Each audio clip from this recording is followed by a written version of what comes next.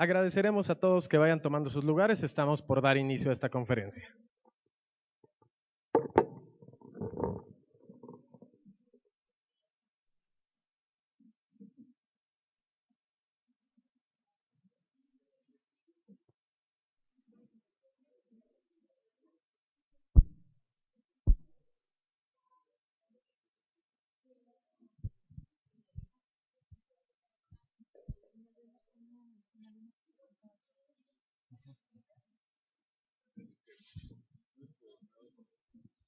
Se ve muy bonito todo lo que se ve porque son ¿Las qué? las aguas.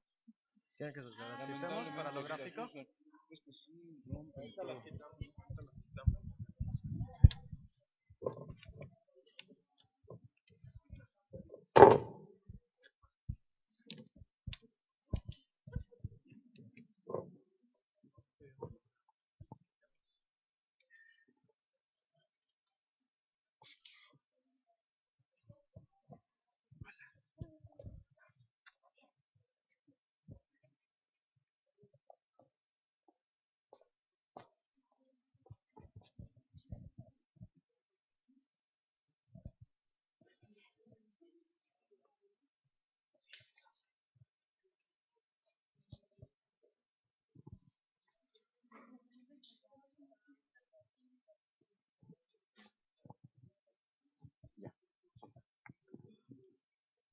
Buenos días.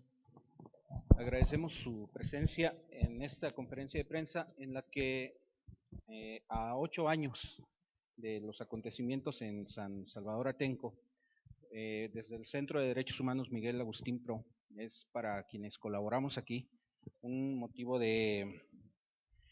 para solidarizarnos y para expresar también nuestra admiración por las compañeras que en esos acontecimientos fueron víctimas de tortura sexual y, como hemos escuchado a lo largo de los años, se asumen hoy como defensoras y también como denunciantes de esta tortura. Entonces, además de esto y de la solidaridad que ellas expresan con respecto a otros casos de tortura sexual, de los cuales hablaremos también aquí, queremos ubicar esta conferencia pues dentro de esos 8 años, iniciar también hoy con la campaña Rompiendo el Silencio, que también es para nosotros una señal pues y sobre todo un momento bastante claro para nosotros de compromiso con los derechos humanos, el hecho de que las mujeres que han experimentado la tortura sexual decidan romper este silencio, hablar, expresar claramente que no han logrado su objetivo quienes han pretendido torturarlas.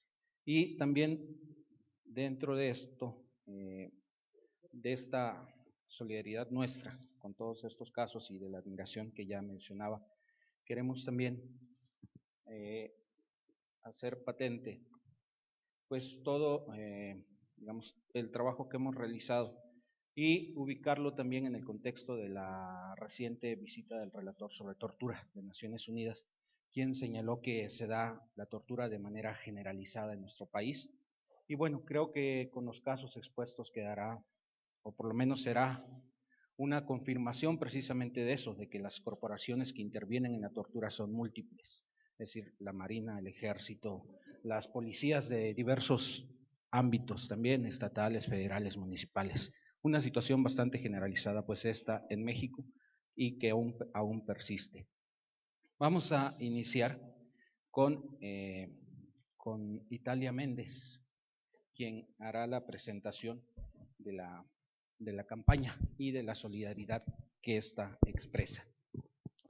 Buenos días a todas y a todos. Muchas gracias por acompañarnos. Compañeras, muchas gracias por reunirnos el día de hoy con un tema tan importante para nosotras. Justamente en el aniversario número 8 de el cruel ataque que sobrevivimos en Atenco y en Texcoco hace 8 años. Creo que para nosotras ha sido de vital importancia, nos ha dado la fuerza para transitar por estos 8 años, ha sido justamente la solidaridad de las personas, de las organizaciones y de los colectivos que nos permiten caminar y enfrentarnos y afrontar el horror que fue vivir Atenco y Texcoco.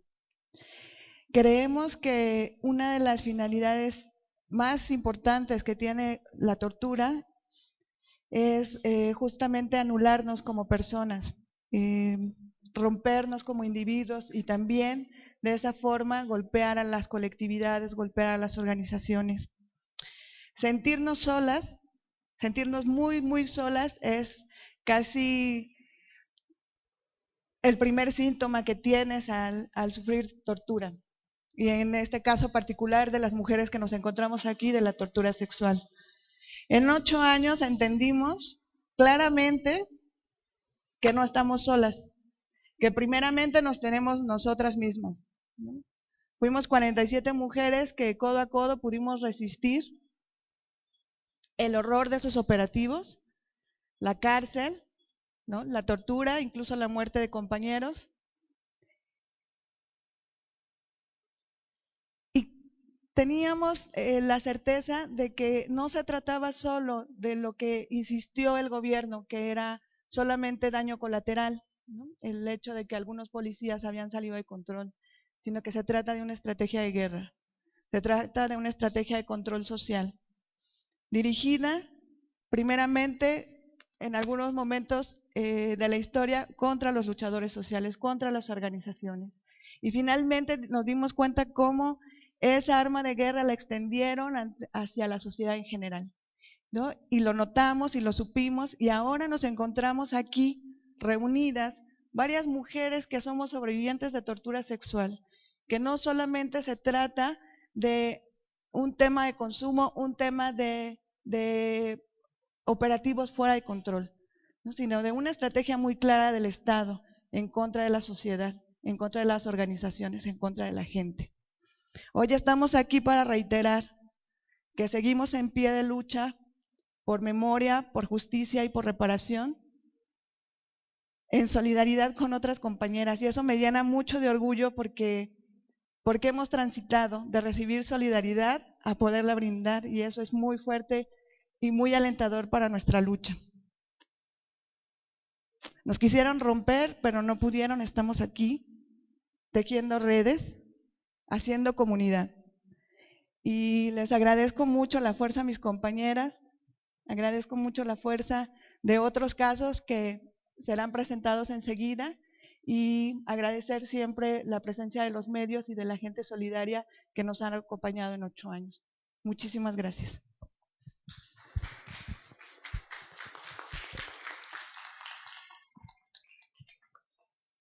Gracias, Italia. Y ahora les mencioné que varios casos también son, no solamente el de Atenco, sino muchos otros casos también evidencian precisamente el uso de la tortura sexual en México. Y vamos a conocer entonces ahora el caso de Claudia Medina Tamariz. Primero hablará ella y después Araceli Olivos, abogada del Centro PRO, también para dar algunos otros elementos sobre este caso. Hola, buenos días. Mi nombre es Claudia Medina. Yo soy veracruzana y tengo 33 años. A mí me detienen, se meten marinos adscritos al estado de Veracruz. Me detienen, me tienen incomunicada 36 horas aproximadamente. Dentro de esas horas hubo abuso sexual y hubo tortura. Yo me estoy uniendo a esta campaña, rompiendo el silencio, porque no quiero ser una de las demás personas que prácticamente las autoridades de cualquier ámbito, ellos simplemente agarran a las personas con facilidad de torturarlas y decir sacamos el trabajo, cuando realmente no lo hacen. Y no quiero quedarme callada, quiero alzar mi voz, decir todo lo que me ha sucedido y sobre todo pedir justicia. Les comunico a mi abogada. Gracias, Clau. Pues para poner brevemente en contexto lo que ha compartido Claudia con todas y todos ustedes, efectivamente Claudia fue sustraída ilegalmente de su domicilio por parte de elementos de la Secretaría de Marina Armada de México, incomunicada durante 36 horas en una base naval en el puerto de Veracruz, donde fue sometida a diversas formas de tortura que le han dejado secuelas psicológicas importantes. Posteriormente, después de esas 36 horas, antes de la puesta a disposición, es presentada, como era tradición, frente a los medios de comunicación como integrante del Cártel de Jalisco Nueva Generación, contextualizando en Veracruz la gravedad de la situación que enfrentaban varios y varias periodistas en ese estado. Las primeras notas que se publicaron iban en el sentido de que con esta detención, porque Claudia fue detenida con su esposo y presentada ante los medios con otras 7 personas, se justificarían y se haría justicia por los asesinatos a periodistas que habían ocurrido recientemente. En estos hechos, que datan de agosto de 2012, Claudia es puesta a disposición y consignada por una variedad impresionante de delitos como posesión de arma, posesión de cartuchos, portación de granada, delincuencia organizada en varias modalidades. Afortunadamente se le dicta auto de libertad por muchos delitos y en apelación le resta únicamente el de portación de arma de fuego exclusiva de las Fuerzas Armadas. Frente a esta acusación, Claudia interpone un amparo que le es sorprendentemente negado por el Segundo Tribunal Unitario de Circuito con sede en Boca del Río, bajo premisas muy peculiares. El juzgador tiene ante sí la denuncia que hizo Claudia de haber sido torturada en declaración preparatoria, los indicios de las lesiones que le fueron certificadas a su entrada en un cerezo en Cieneguilla, Zacatecas, y sin embargo lo único que hace el unitario es justificar la puesta a disposición con una demora formalmente de 12 horas, porque el parte informativo de la Marina, desde luego con una versión falaz de cómo fue ella supuestamente detenida, dice que la detienen el 8 de agosto a las 6 de la mañana y aceptan formalmente que la ponen a disposición a las 6:30 de la tarde, 12 horas después. 12 horas que para este tribunal son justificadas bajo razonamientos inventados por el tribunal, como que podía llegar un comando armado a rescatarlos y desde luego que además tenían tantas cosas por asegurar y que las lesiones, aunque efectivamente podrían ser un indicio, pues Claudia no demuestra haber sido torturada. La respuesta del Poder Judicial, como en muchos casos, es revertir la carga de la prueba que originalmente corresponde al Estado, de probar que las declaraciones, que las detenciones son legales, y la dirige hacia Claudia y le dice, lo siento, no me demostraste que fuiste torturada. Y es por esa razón que le niega el amparo. En contra de ese amparo nosotros interpondremos un recurso de revisión para alegar estos razonamientos inconstitucionales del juez.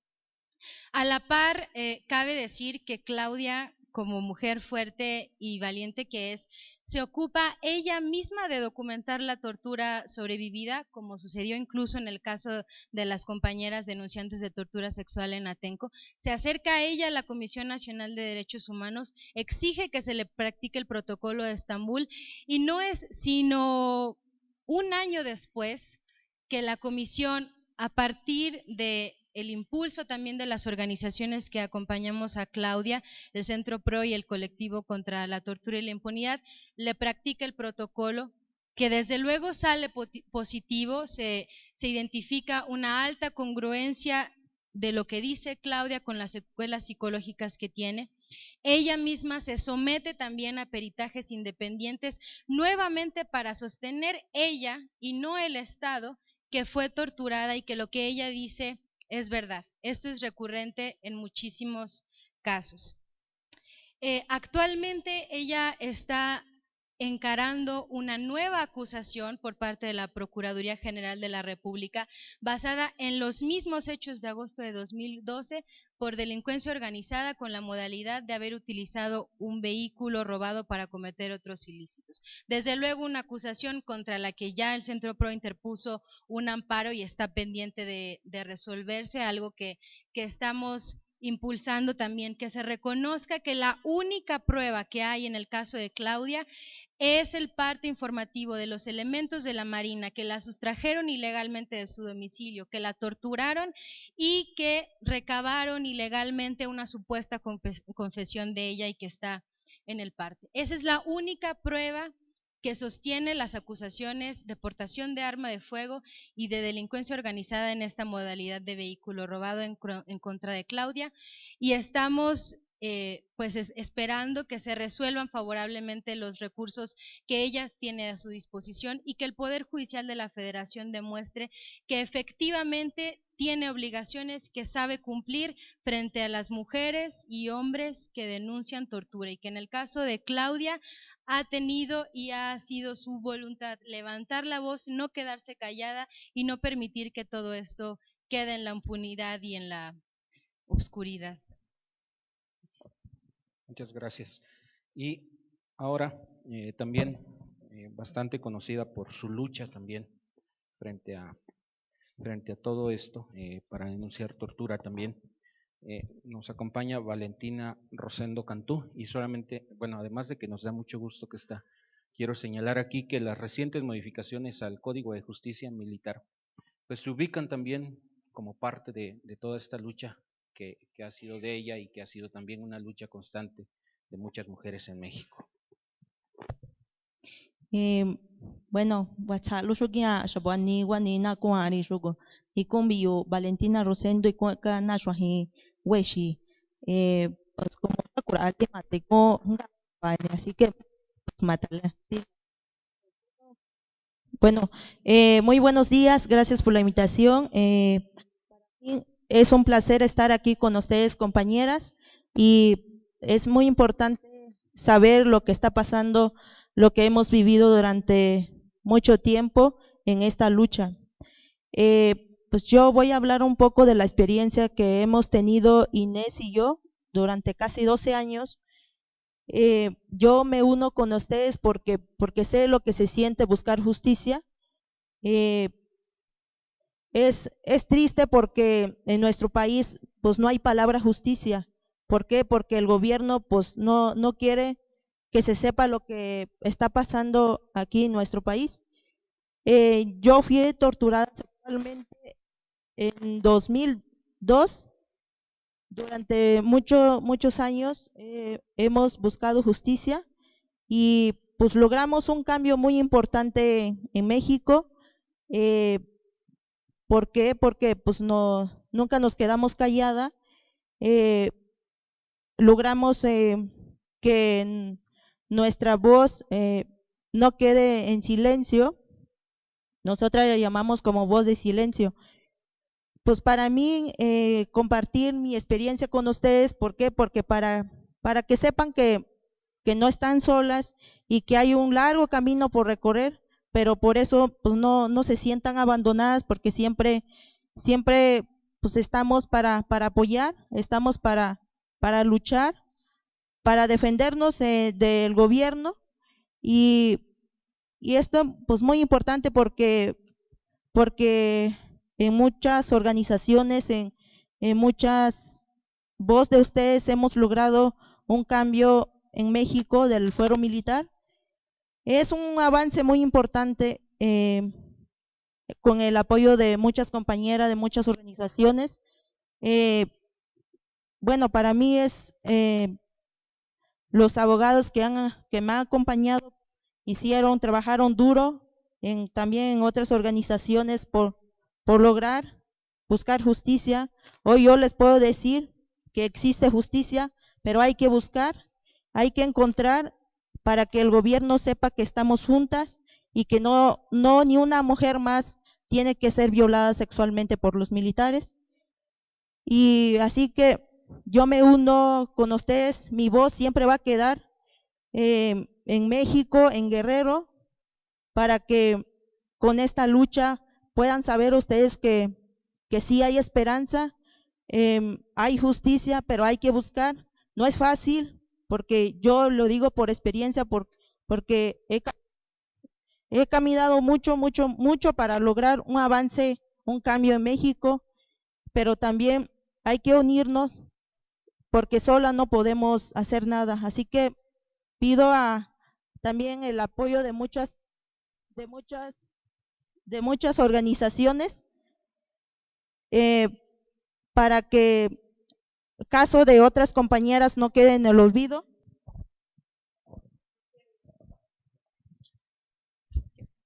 Perdón por es que se corta, creo que, bueno, creo que esto está bien. Sí, bueno, es un aparato que para mí nunca voy a aprender a usar. Bueno, pues así le digo pues un voz para organizaciones en diferentes organizaciones nacional e internacional, para que nos ayuden a otras compañeras que sigan pendiente del caso y que pues que agarren a los responsables de todo esos desastres del hecho tan aberrante como lo que es agresión sexual. Yo creo que cualquier duda o pregunta que quieren hacerme, pues yo estoy dispuesta a contestar lo que se ofrezca, ¿no? Pues yo muchas gracias, compañeras, adelante, ánimo, pues mujeres luchan conmigo y yo lucho con ustedes. Gracias.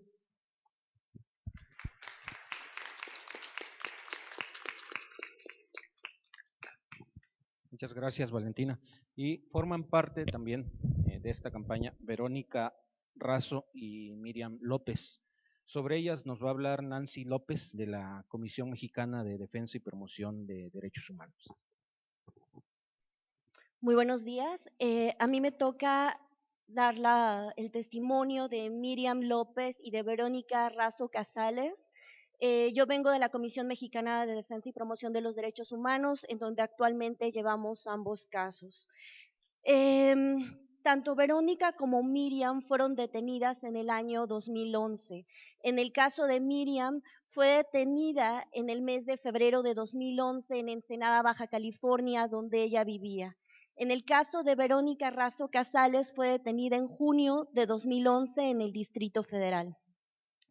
Miriam Isaura fue detenida una semana después de que enviara una carta dirigida a la Secretaría de la Defensa Nacional, en la cual se quejaba de los actos de hostigamiento que recibía cada que pasaba por el retén de Los Dorados, ubicado en Ensenada, Baja California, retén que era necesario cruzar para visitar a su familia. Una vez que ella envía esta carta, una semana después a esto, mientras ella se dirigía a la casa de su madre, es detenida por integrantes del Ejército Nacional, incomunicada, llevada al cuartel Morelos en el estado de Baja California y sometida a actos de tortura y violación sexual. Ella posteriormente fue arraigada en el Distrito Federal y enviada a un ceferezo, en donde estuvo hasta el mes de septiembre de ese mismo año, en donde salió por falta de pruebas que la acusaran, ya que se le intentaba vincular por la posesión de drogas. Ella salió en el mes de septiembre de 2011 y desde ese momento ha buscado reparación y justicia por los actos de tortura y de violación sexual cometidos en su contra. Cabe destacar que Miriam es una madre de 4 niños y en la cual la autoridad, además de sembrarle pruebas falsas en su contra, las cuales fueron desvirtuadas en juicio y por lo cual obtuvo su libertad y la eliminación de todos los cargos en su contra, ella fue totalmente incomunicada. A la autoridad no le importó que sus 3 hijos quedaran solos a merced de nada, porque estaba totalmente incomunicada y sin la posibilidad de avisar a sus familiares que se hicieran cargo de sus hijos. Por su parte, Verónica Razo Casales fue detenida en el mes de junio en el Distrito Federal, a unas cuadras de su casa, por agentes de la extinta Agencia Federal de Investigaciones, AFI. Ella fue trasladada a instalaciones del AFI, en donde fue torturada fue golpeada, fue víctima de violencia sexual y abuso sexual, situación que la llevó a ser hospitalizada, previamente a ser enviada al arraigo y posterior Centro Federal de Readaptación Social, en donde hasta el momento se encuentra. Verónica es acusada de secuestro de 2 personas, únicamente sustentado en el parte informativo presentado por parte de policías, en donde podemos encontrar inconsistencias tales como que ella fue detenida porque se sospechaba que iba a cometer un delito.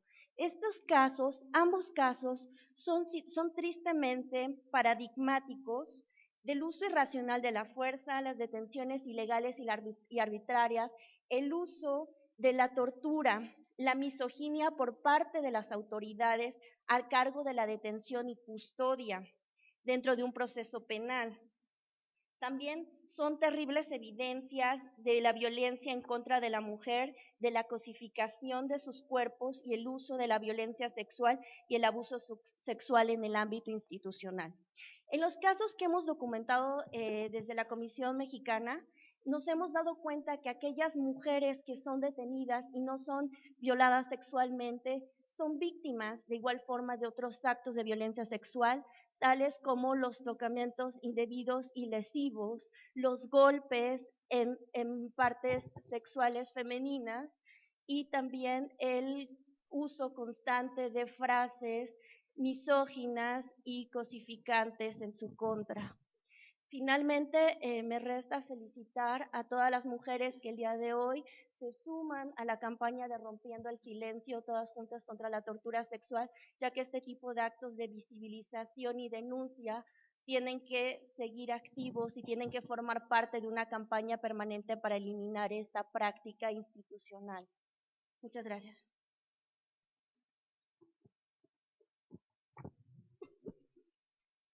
Bueno, a lo largo de los años también en la denuncia de la tortura y específicamente de la tortura sexual hemos encontrado también un aliado fundamental en Amnistía Internacional. Ahora a Arturo Ávila. Hola, buenos días. En los últimos años, desde Amnistía Internacional, hemos documentado cómo la tortura ha continuado siendo generalizada y sistemática en México. Parecería que décadas de compromiso han quedado solo en eso, décadas de compromisos acumulados y sin embargo una falta total de acciones efectivas. Y esto difícilmente es un secreto.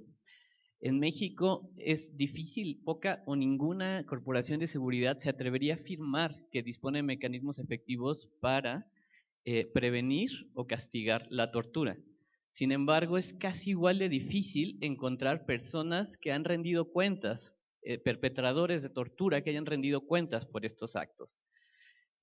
Hasta el día de hoy, la impunidad ha continuado siendo el principal obstáculo para poner fin a esta tragedia.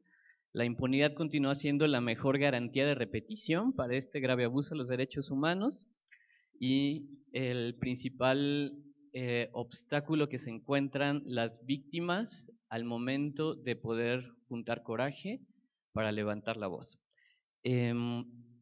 Desde Amnistía Internacional respaldamos esta campaña y nos sumamos al reclamo de justicia de las víctimas que, pese a las condiciones de riesgos para quien han decidido denunciar abusos que existen en este país, han tenido el coraje de levantar la voz y exigir justicia.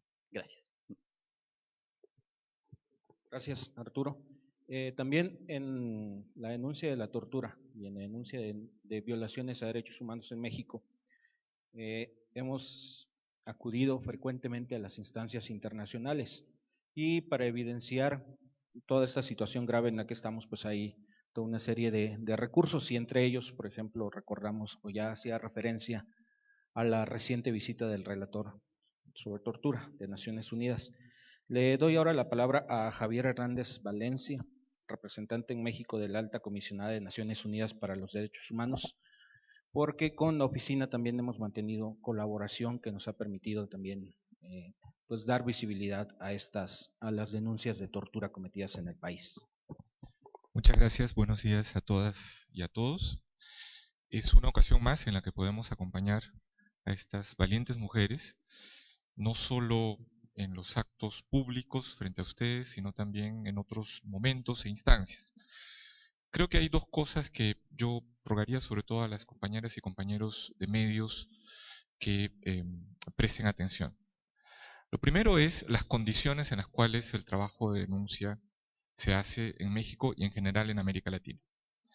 El último informe sobre violencia y homicidios que la Oficina de Naciones Unidas contra las Drogas y el Delito ha puesto en circulación revelan la triste y yo diría chocante realidad de ser un continente, nuestra subregión latinoamericana, ser el más violento del planeta. El promedio de muertes violentas en nuestra región excede el de las otras regiones del planeta por mucho. Y cuando ya se ven subdivisiones en la región, el triángulo centroamericano y de México es la segunda subregión más violenta del planeta después de la subregión sudafricana.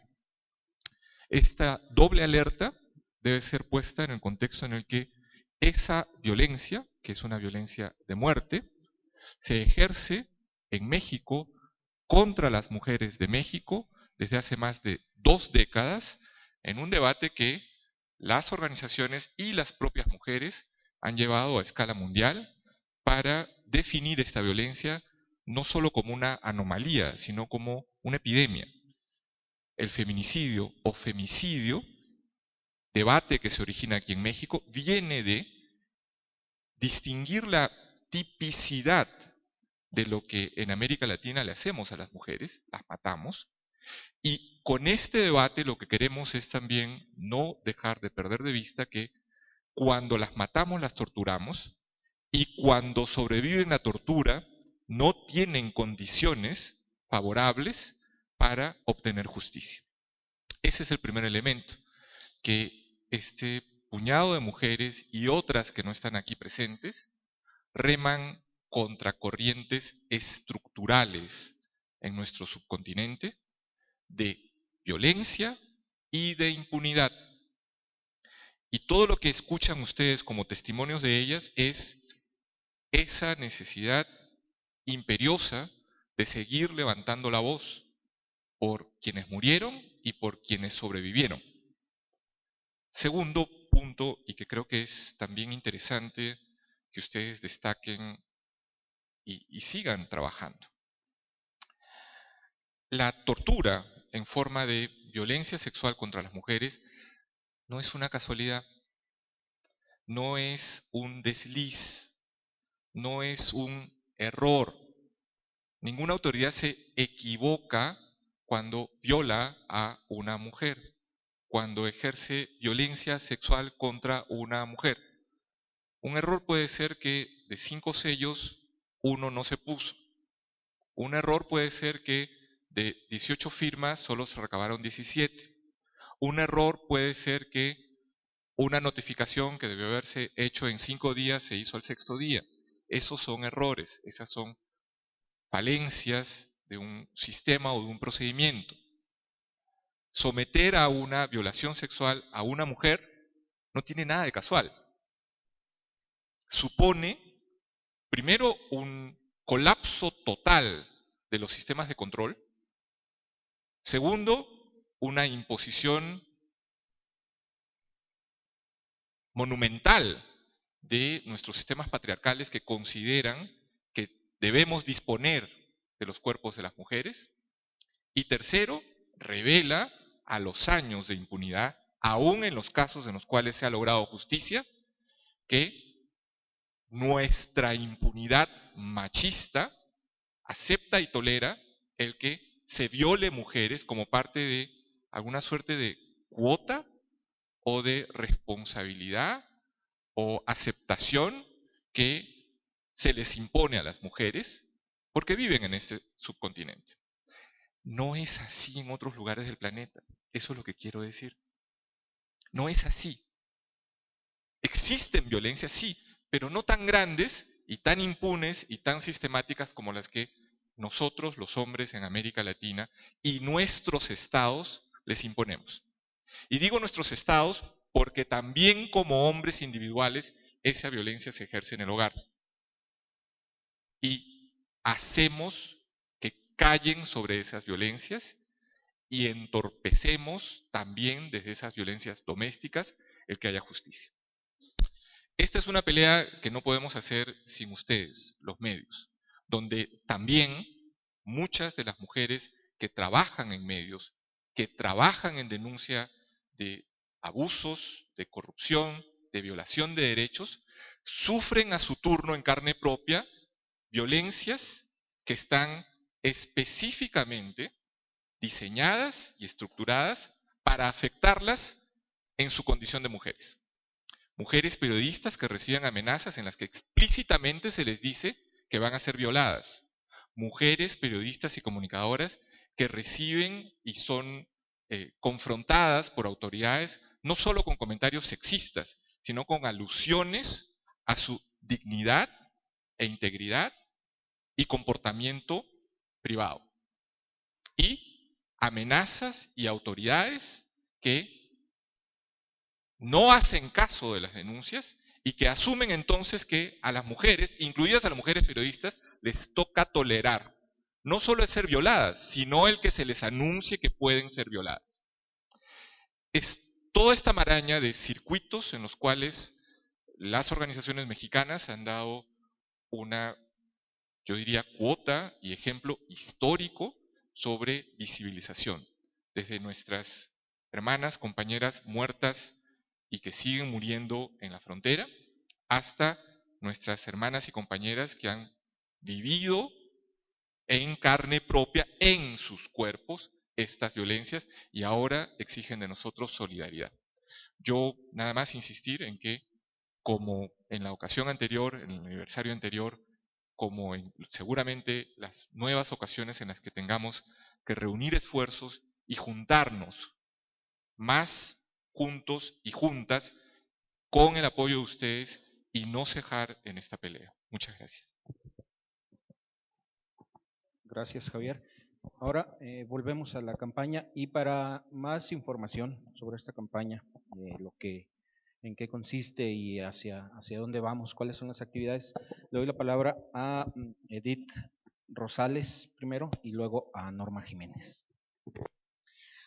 Bueno, nada más nos queda darles las gracias por estar aquí y darles un abrazo muy fuerte y además decirles a las compañeras que seguiremos con ellas y que el hecho de presentarse aquí con nosotros, eso es lo que nos da la fuerza, que ellas, el denunciar y el enseñarnos también su camino conjuntamente, eso es lo más importante para nosotros.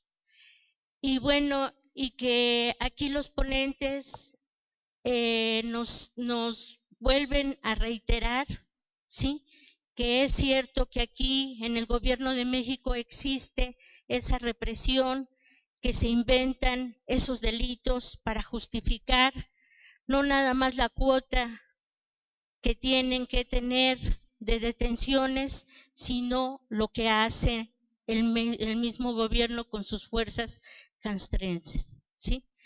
Y bueno, que a partir de esto, esta campaña nos permite volver a unificar y qué bueno llamar a todas las compañeras que han sido afectadas, que han sido violadas, que han sido torturadas, etcétera, y es una invitación abierta a estas compañeras el que denunciemos conjuntamente y a las organizaciones.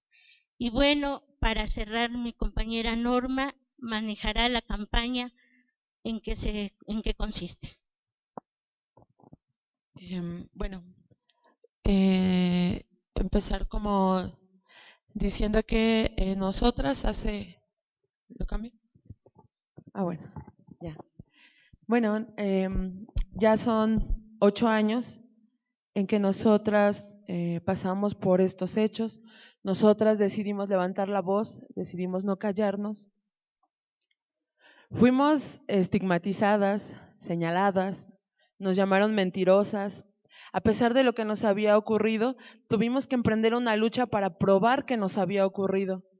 No fue algo fácil, no fue algo sencillo.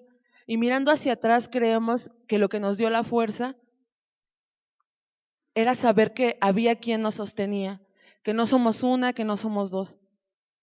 Creo que el darle esa importancia a nosotras mismas, ¿no? A este grupo de que ahora somos 11 mujeres, ahí como que radica esa clave en la que nosotras pensamos que de ahí viene esta fuerza que nos sostiene.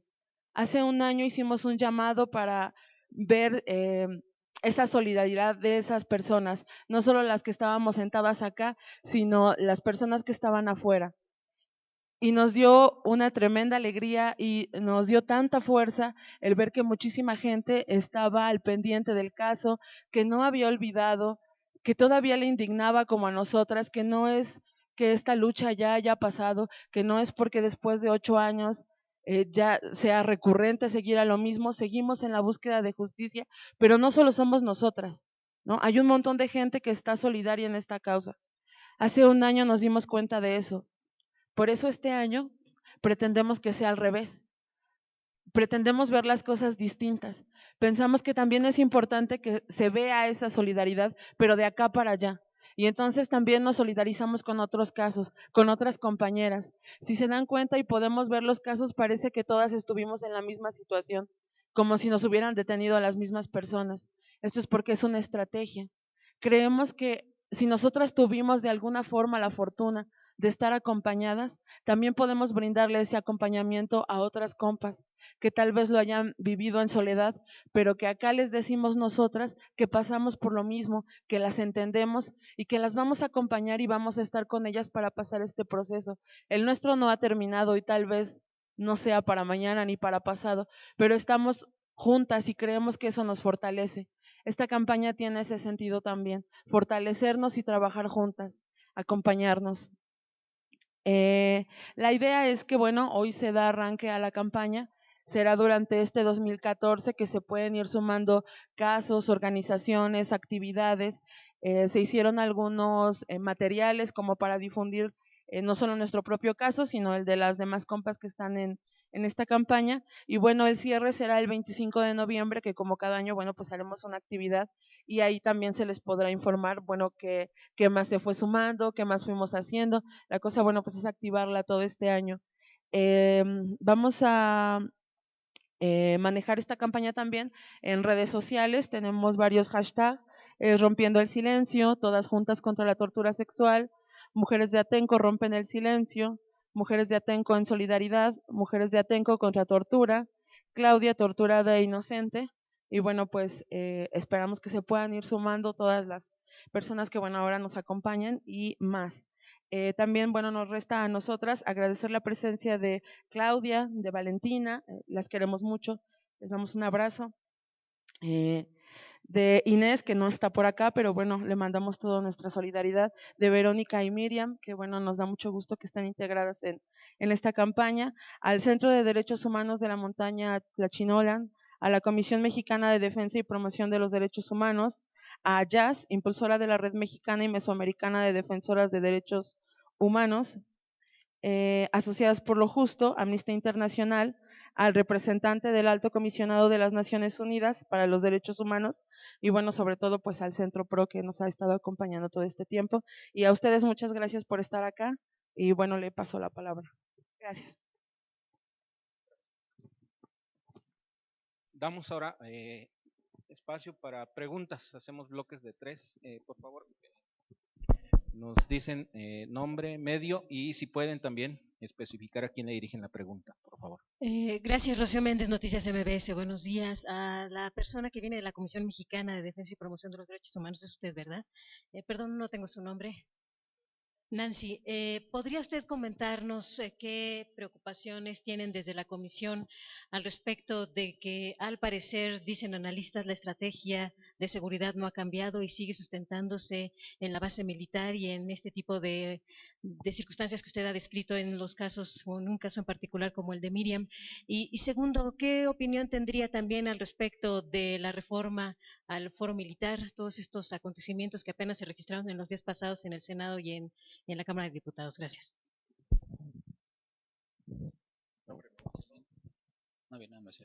Alejandro Pacheco, de SDP Noticias. No me quedó muy clara la idea de saber qué acciones plantean dentro de esta campaña. Van a ocupar un hashtag, eso queda claro, pero ¿qué contemplan? Si contemplan alguna concentración en algún lado, acciones puntuales para ver si se las puede nombrar, tal vez una o dos, si se puede. Bueno, eso es para Norma o cualquier de las mujeres denunciantes de Atenco. Hablando de eso como una estrategia contra pues mujeres, ¿cuál es el mensaje que está dando a movimientos sociales y mujeres que luchan en general? Esta estrategia, ¿cuál es el mensaje que el gobierno quiere dar a los que luchan?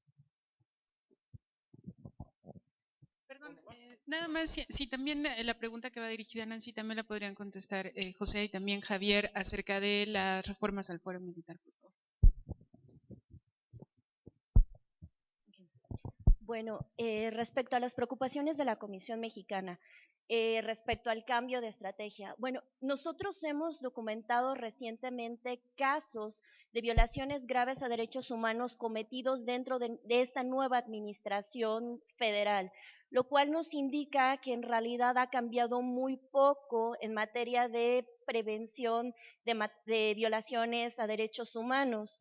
También creemos que es importante resaltar que la mejor forma de mostrar que el nuevo gobierno federal tiene la mejor disposición para prevenir y también para castigar violaciones graves a derechos humanos es precisamente mediante la adecuada investigación de las violaciones a derechos humanos y sus posteriores sanciones.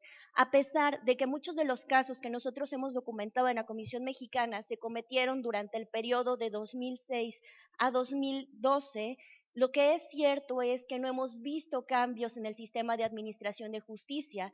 Los casos siguen impunes, sigue habiendo una reticencia por parte de las autoridades y de los tribunales militares de poder ejercer la acción de la justicia en contra de integrantes de Sedena.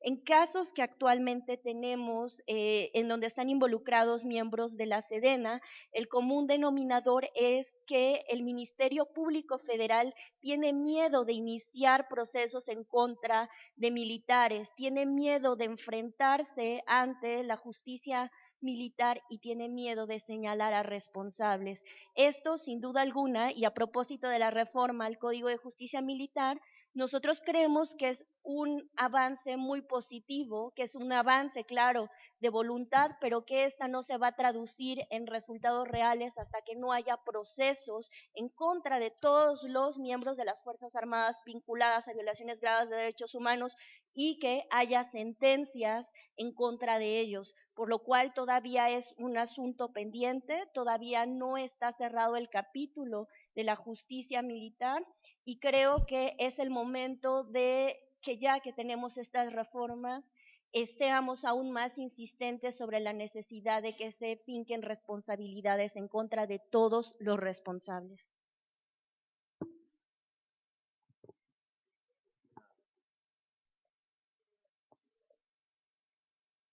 Bueno, entonces de una vez. Bueno, ahorita con respecto a esta pregunta sobre el fuero militar, básicamente compartimos la misma postura ya expresada por Nancy. Consideramos que es un avance.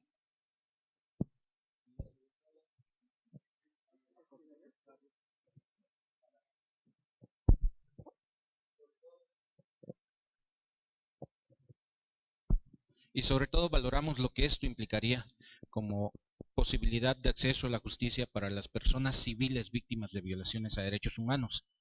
Como todo avance tiene también, nos hace caer en la cuenta de que hay mucho camino todavía por recorrer y estaríamos pensando que también es necesario todavía que se dé una reforma integral a toda esta relación que debe tener un ejército y la Secretaría de Marina con la sociedad en su conjunto. Todas estas relaciones tienen que ser discutidas, todavía tiene que ubicarse muy claramente y establecerse con toda claridad cuál es el papel de un ejército dentro de una sociedad democrática. Todo eso está pendiente por hacerse, pero sin duda lo que hasta hoy se ha logrado, pues abre esa puerta para el acceso a la justicia, al menos para las personas civiles víctimas de violaciones a derechos humanos por parte de militares y de marinos. Sobre la aprobación y esperamos pronta promulgación de la reforma al artículo 57 y otros del Código de Justicia Penal Militar. Miren, dos cosas que nosotros hemos tratado ya de compartir con ustedes y en el seno de la comunidad mexicana de defensores y defensoras. Primero, que esto no es un debate técnico, no es un debate con los órganos internacionales y un debate sobre alineación a estándares y recomendaciones internacionales. Es un debate que surge de los casos. Es un debate que está construido y por lo tanto, si es un avance construido sobre la necesidad imperiosa e inclaudicable de justicia que han venido pidiendo desde hace muchos años víctimas mexicanas. Y cuando hablamos de detonantes y hablamos de esos casos que tuvieron sentencia contra México en la Corte Interamericana de Derechos Humanos, esas sentencias tienen 3, 4 años de antigüedad y esos casos se originaron hace 10, 15 años. Entonces, no perdamos la perspectiva de que no necesitamos ni debemos solo ver el debate del Código de Justicia Militar como un debate que se acaba de tener, que se acaba de producir, que acaba de generarse en el cenáculo de ilustrados senadores y diputados, sino que viene de un debate en el cual mucha gente es víctima de violaciones, muchas de las cuales todavía siguen en la impunidad. Segundo, obviamente todos vemos por esa razón, con expectativa, que hemos podido dar un paso adelante. ¿Cuán completo? No lo podemos saber hoy. ¿Por qué? Porque lo que ha producido la legislación no ha saldado los casos pendientes. O sea, la legislación sola no resuelve todos los nudos, cuellos de botella, pero también malas artes, perder expedientes, mover gente que ha sido señalada como presunta responsable de sus puestos, ocultar información, que hacen que tengamos, inclusive para el caso de Valentina, con el cual tenemos la gran victoria tanto de la Corte Interamericana como de la Corte Suprema, con el cual tenemos un reconocimiento de responsabilidad del Estado, no tenemos a todos los individuos, ¿no? Y estamos en ese proceso y no lo vamos a soltar. Porque todas estas compañeras y otras que no están presentes no se van a satisfacer con una ley. Eso deben ustedes tenerlo muy presente. Entonces, vemos el avance como un avance dentro de un camino emprendido desde hace muchos años, pero un camino que no fue un cenáculo de intelectuales en un instituto jurídico con unos emails y unos intercambios con organismos internacionales, que vino de haber pasado por el barro y las trincheras y los alambres de púa y el maltrato y la estigmatización que día a día se le hace a las víctimas. Y aunque no me toca, pero digamos, lanzando ideas, el tema de cuáles son las tareas. Las tareas están aquí esbozadas, pero también como una propuesta de cuáles son las otras tareas que ustedes podrían añadir a la agenda. Porque lo han dicho con claridad, aquí el tema es la visibilización para aquellas compañeras que en la soledad de lo que les ha sucedido e incluso en la soledad de procesos que puedan estar llevando sin acompañamiento de organizaciones, se vean aquí en este primer núcleo reflejadas, animadas a continuar y si pudieran y quisieran a sumarse y que ustedes se sumen. Hay cosas que con motivo de este escrutinio internacional, estas visitas de los relatores, empiezan a emerger y que necesitamos seguir incorporando a los viejos canales y debates en los cuales estamos a veces tal vez demasiado acomodados. Hay compañeras, hay mujeres transgénero, ¿ya? A las cuales de manera sistemática, cada vez que se las arresta, por considerarlas alguna suerte de subgénero, se las somete a violencia de género, como mujeres. Entonces, ¿hasta dónde los movimientos de mujeres pueden o no también incorporar esas voces de mujeres? Mujeres ahora que por su opción, por la valentía, como ustedes, la valentía con que han denunciado los hechos, pero en ellas la valentía con que han asumido su opción y su naturaleza sexual, ahora son víctimas como mujeres de violencia sexual, de manera sistemática. Y entonces ustedes tienden la mano y nosotros tenemos que ofrecerles los puentes. Ustedes, periodistas, sabemos de periodistas que reciben amenazas con carga de género. Inclusive el mismo hecho del debate público en las noticias, a las periodistas se las trata de manera diferente. Calificativos, de P para arriba, ¿no? O de el interés que tienen en tal o cual noticia porque una connotación sexual por su trabajo. Y eso es lo que estas valientes mujeres, que lo vivieron ya en carne propia, están diciendo: seamos plataforma para otros y otras. Anímense ustedes también a proponer ideas. Gracias.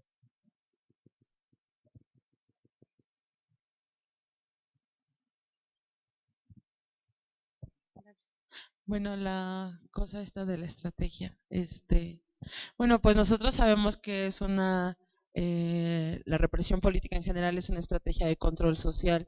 El hecho de que ocupe la tortura y sobre todo la tortura sexual sobre cuerpos de mujeres, obviamente es un castigo.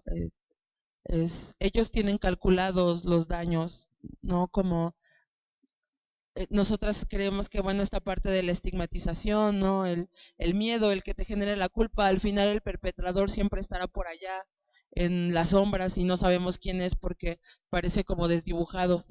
Y entonces toda la carga es nuestra y también es nuestra la culpa y también nosotras somos señaladas y pues claro, pretenden o es su mayor apuesta porque están pensando que no lo vamos a decir, porque sería imposible o sería increíble que una mujer se parara enfrente de muchas personas y dijera: a mí me violaron, ¿no? Porque no hablamos de eso, se supone, ¿no? Porque está mal, porque una mujer no lo dice.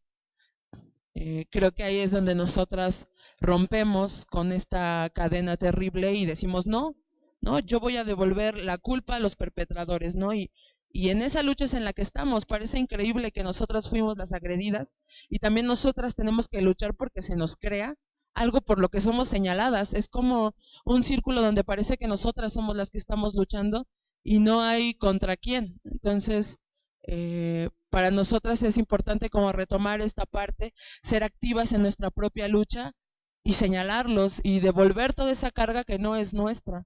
Creo que como movimiento social nosotras tenemos que reconocer que algunas de nosotras pertenecemos a este movimiento social y también ha sido una red de solidaridad y de apoyo, ¿no?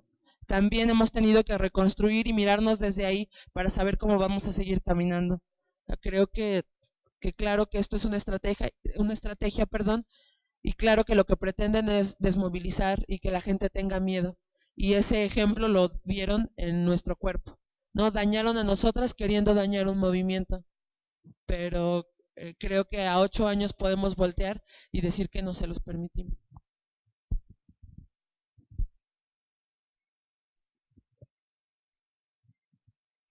Y para hacer un poco de eco a lo que dice Norma, los casos de las mujeres que están aquí sentadas y acompañándonos y las que están también a través de las organizaciones que las acompañan. Es claro que la tortura como herramienta del Estado para quebrantar voluntades y dignidades puede tener múltiples objetivos. Uno de ellos claramente es la represión y la desmovilización en procesos penales, como de los casos que hemos conocido. Desde luego que es también someter la voluntad para, por ejemplo, confesar, que es algo que todas y todos tenemos muy claro, pero también para no desmentir las acusaciones. Y eso es clave en muchos procesos. No es la sola confesión la que determina si las autoridades tienen o no que hacer algo. Es también no haber tenido la posibilidad de desmentir, por ejemplo, lo que dicen los partes informativos, que son la verdad absoluta para los ministerios públicos y los jueces. Es esa posibilidad de decir. Y en muchos de los casos, desde luego, la tortura misma como herramienta de intimidación para no denunciarla, que es lo que aquí también hemos comentado en los casos de Verónica, Miriam, Claudia. Las propias compañeras no tuvieron la oportunidad de denunciar porque no se los permitieron en los primeros momentos. Ninguna de ellas en los primeros momentos tuvo un acceso efectivo a la justicia. Hay una violencia institucional detrás de la tortura también. Y contestando a la pregunta sobre las acciones puntuales de la campaña, desde luego que esta es la primera puntual y muy clara, ¿no? De levantar la voz, de romper el silencio y de todas las mujeres que están aquí, como decía claramente Norma, tender la mano y pedir que se sumen otras organizaciones, otras mujeres sobrevivientes de tortura sexual. Estaremos difundiendo en redes sociales los casos que se vayan sumando y desde luego estos iniciales, el de Inés y Valentina, el de Claudia, el de Verónica y Miriam, el de las compañeras denunciantes de tortura sexual en Atenco, y quienes se sumen. Es decir, el objetivo de esta campaña es justamente sumarse y que surjan o llevar esta campaña a más actividades de otras organizaciones. Por ejemplo, próximamente de Jazz, Asociadas por lo Justo, estaremos compartiendo con ustedes las acciones en las que nos sumaremos como campaña justamente para seguir visibilizando este alzamiento de voz.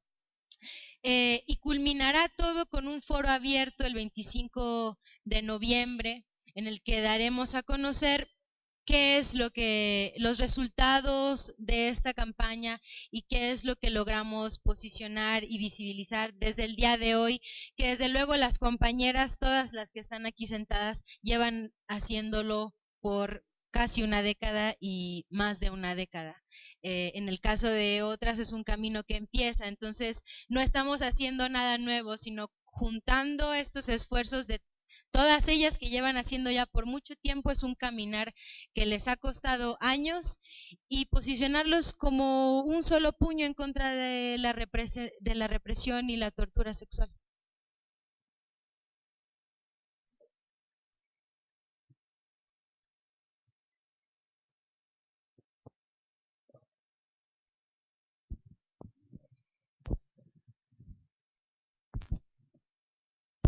Hola, buenas tardes. Emiro Olivares de La Jornada. Preguntarle sobre todo a los casos pues con más tiempo, que son el de Inés y Valentina y el de las mujeres de Atenco. Y probablemente la respuesta es más, pero ¿cuántas personas han sido sancionadas por estos delitos en su contra? ¿Y por qué cargos, si es que existe?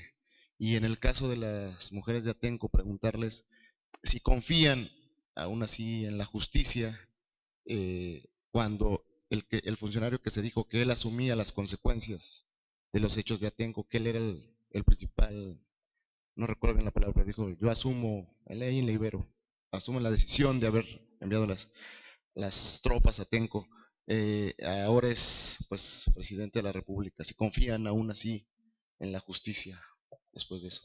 Gracias. Hola, Paula Mónaco Felipe de Telesur. La pregunta no va dirigida a nadie, para quien la quiera contestar. Todos los casos de tortura sexual que están aquí ustedes hoy denunciando son torturas perpetradas por militares, policías, marinos, servidores públicos, pero además específicamente vinculados con fuerzas de seguridad. cómo interpretar esto, qué papel tienen las fuerzas de seguridad en México y qué licencia están teniendo en este México de hoy.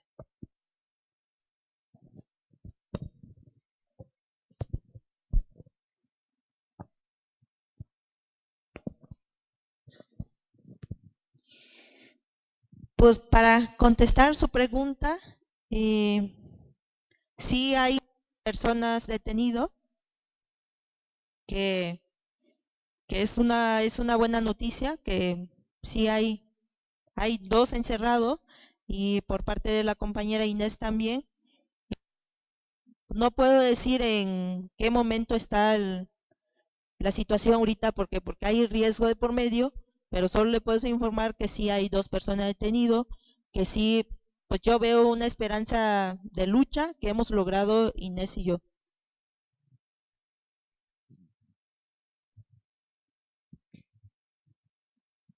Bien, bueno, sí, sí es verdad con la pregunta que nos acaban de hacer. Si nos detenemos a mirar cada uno de los casos, estamos hablando de, nosotras fuimos torturadas por la Policía Federal Preventiva en 2006, pero también la Policía Estatal, los ACES del Estado de México y Policía Municipal, ¿no? Y ahí se ven los 3 niveles de gobierno que participaron en los operativos, pero también los marinos, en el caso de Claudia, y me parece que también en el caso de Miriam. Y pues claro, Inés y Valentina con el tema de militares. Eso nos demuestra que estamos frente a una violencia estructural de Estado, ¿no? Y creo que eso nos ayuda a anclar la pregunta que hace Mir sobre el asunto de, claro, ¿no? Los perpetradores, ¿no? Los que dan los que firman o los que afirman los operativos, tienen una responsabilidad, por supuesto. Pero nosotras estamos tratando de visualizar o de visibilizar la violencia de Estado, ¿no? Que incluye todas las instituciones de este país, ¿no? Encargadas supuestamente de cuidar a las personas, ¿no? Y también de las instituciones que están para procurar justicia, ¿no? Se alinean los poderes y entonces ocurren las cosas que ocurrieron hace 8 años en Atenco, ¿no? Entonces, por supuesto que nosotras no confiamos, ¿no? En las instituciones del Estado, ¿no? Tenemos 8 años luchando por verdad y por justicia. Y el día de hoy, justamente el brindar solidaridad a otros casos nos lleva a pensar que si nosotras no encontramos mecanismos en donde podamos ayudarnos, apoyarnos, construir redes que nos puedan soportar el daño que generó en nosotras y también a la sociedad, no, pues esto va creciendo, ¿no? Los daños en el tejido social son cada vez más graves y tenemos que buscar medidas que nos reparen a nosotras como víctimas, como sobrevivientes, pero también que reparen a nuestras colectividades, a nuestras organizaciones, a nuestras familias, ¿no? Y justamente ese es nuestro camino y ese es nuestro andar, porque reconocemos que desde las instituciones del Estado no hemos podido obtener absolutamente nada, ¿no? Y en el caso concreto de nosotras, no hay responsables, no tenemos una sentencia, ¿no? Y entonces podemos seguir afirmando que a 8 años de los atentados contra la gente en Atenco y en Texcoco, pues no hay nadie que haya sido sentenciado por esos actos. Es así de sencillo. Tal vez a la pregunta abierta y con cargo a que obviamente otros me complementen. Creo que estamos tratando de enfocar a partir de los casos y a partir sobre todo del acompañamiento de algunas organizaciones y nosotros con ellos, cuáles son las responsabilidades de Estado. Acá hay responsabilidades de Estado. Lo que no queremos perder de vista es que también hay responsabilidades de Estado con relación a cómo organizamos la sociedad. Y entonces, allí en ese espacio, aunque no lo vamos a discutir aquí ahora, pero hay temas temas de violencia sexual, tanto como violación, pero sobre todo como hostigamiento, que en México tienen el espacio privilegiado en el campo laboral. Aquí, mujeres, madres, cabeza de familia, o mujeres jóvenes, o mujeres en pareja, todas en el mundo laboral, enfrentan de manera cotidiana y sistémica diversos grados de hostigamiento y una porción de ellas de violencia sexual directa. Que eso se ve en el mundo de la empresa privada, que eso se ve en el mundo de las corporaciones, y que tal vez entonces no toca responsabilidad del Estado. No, sí toca responsabilidad del Estado. ¿Por qué? Porque en esta punta del iceberg, donde son casos tan prominentes, no hemos logrado producir el cambio de lógica y sobre todo la rendición de cuentas, la lucha contra impunidad, que haga que cuando veamos también las agendas en el mundo del trabajo, en el mundo del hogar, seamos igualmente firmes en la exigencia de lucha contra la impunidad. Pero entonces, no queremos desviarnos de donde estamos enfocando hoy las responsabilidades de Estado sobre delitos específicos que tienen todas las condiciones y características de ser tortura. Insisto, no se viola, como dicen aquí personajes del humor y del folclore mexicano, porque se le chispotea a alguien. Una violación sexual no es un desliz, es una acción compleja y violenta que se basa en la creencia primero de que el cuerpo de la mujer está dispuesto para eso. Y segundo, en la constatación de que al autor no le va a pasar nada. Pero hay miles de formas de violencia cotidiana contra la mujer, incluidas violencia sexual, que tienen que ir saliendo a flote y a debate a partir de una iniciativa como esta.